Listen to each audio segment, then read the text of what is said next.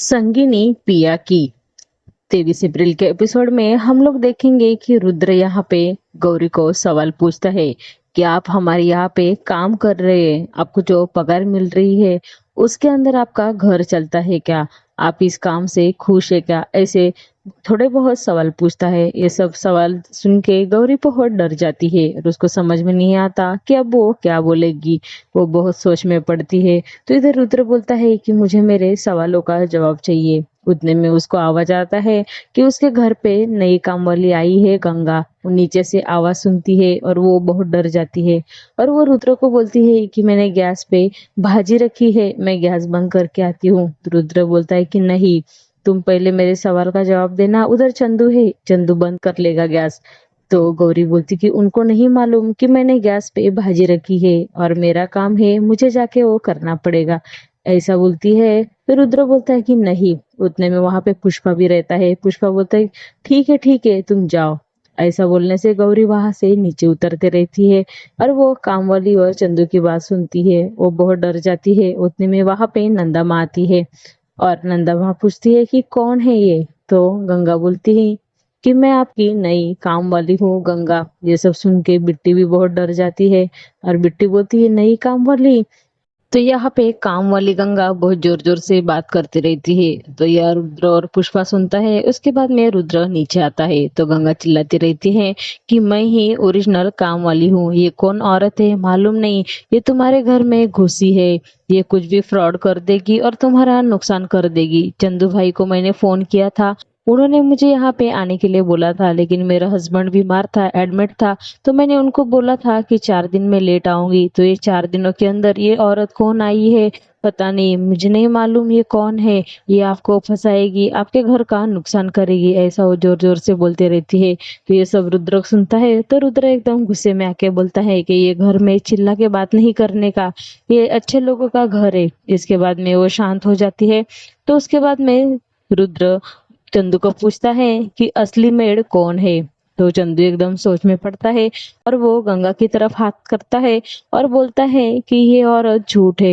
ये सब बोलने से सब जन देखने लगते हैं। तो ये सब सुन के गंगा बहुत चिल्लाती है और बोलती है कि मैं झूठ नहीं हूँ, मैं सच हूँ, ये जो घर में घुसी है वो औरत झूठ है।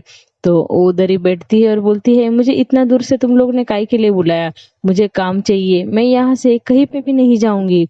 ऐसा बोल के वो वहीं पे बैठ जाती है। तो रुद्र बोलता है कि चलो अभी घर से बाहर निकलो। सब जन बोलते हैं कि बाहर निकलो। तो चंदू भी उसको घर से बाहर भगाता है। उसके बाद में गंगा को बाहर निकाला जाता है।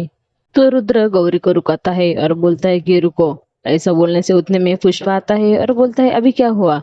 तो रुद्र बोलता है कि गौरी जी, मुझे मेरे प्रोजेक्ट के लिए एक सामान्य इंसान की मुलाकात चाहिए थी, इसके लिए मैंने तुमको रुकाया। ऐसा बोलने से गौरी कुछ भी नहीं बोलती। तो बिट्टी बोलती है कि भाजी जल जाएगी, चलो ना माँ। ऐसा बोल के बिट्टी गौरी को वहां से लेके जाती है। तो पुष्पा बोलता है कि रुद्र, तेरे को लड़की लोग के साथ में बात करने जरा भी नहीं आता, उनके साथ में प्यार से बात करने का, उनको समझा के बात करने का, तो वो तेरे से बात करेंगे। ऐसा वो रुद्र को समझाते रहता है।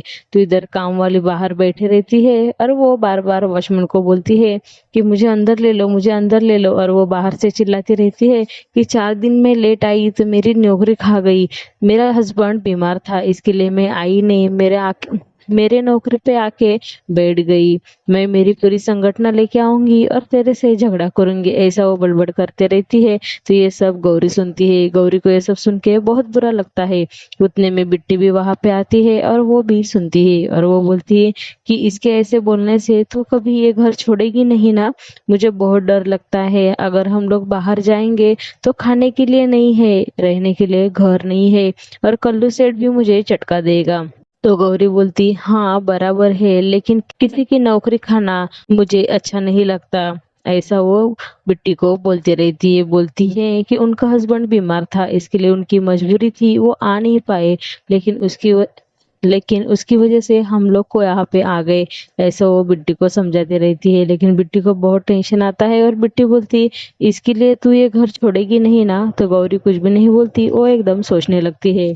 उसके बाद में गौरी गंगा को खाना लेके बाहर आती है और वो बोलती है कि बिट्टी ये खाना तो उनको दे दे। उसके बाद में बिट्टी गंगा के पास खाना लेके जाती है तो गंगा बहुत चिल्लाती है और बोलती है कि इसमें क्या जहर डाला है क्या, ऐसा बोल बोल के वो चिल्लाती है। तो रास्ते से लोग आते जाते रहते हैं, उनको बोलती इधर आओ इधर आओ, ये देखो ये औरत ने मेरी नौकरी चुराई, मेरे को 4 दिन लेट हो गया आने को तो इसने मेरी नौकरी खा ली, ऐसा वो बोलती है। तो लोग बोलते ये पैठन करके घर में, अच्छा हुआ तुम सामने वाली का शुक्रिया करो कि उसकी वजह से तुम्हारी जान बच गई। यहाँ पे 8 दिन के ऊपर कोई भी नौकर रहता नहीं, इतना काम बताते हैं वो, ऐसा वो बोलने लगता है। ये सब सुन के गंगा एकदम शांत होती है। उसके बाद गौरी बोलती है कि मेरी कोई गलती नहीं थी, हम लोग को खाली रहने के लिए जगह चाहिए थी, मैं आपको मेरी पूरी पगार दे दूंगी। ऐसा बोलने से गंगा बोलती है कि सच में तू तेरी पूरी पगार देगी, खा तेरी लड़की की कसम। ऐसा बोलने से गौरी बिट्टी की कसम खाती है और ये सब सुन के गंगा को खुशी होती है और वो खींच के एकदम गौरी को बंगले की तरफ लेके जाती है। तो इधर बिट्टी एकदम डर जाती है। तो यहाँ पे ये एपिसोड खत्म होता है। नेक्स्ट एपिसोड देखने के लिए अभी मेरे चैनल को सब्सक्राइब करो। Thank you.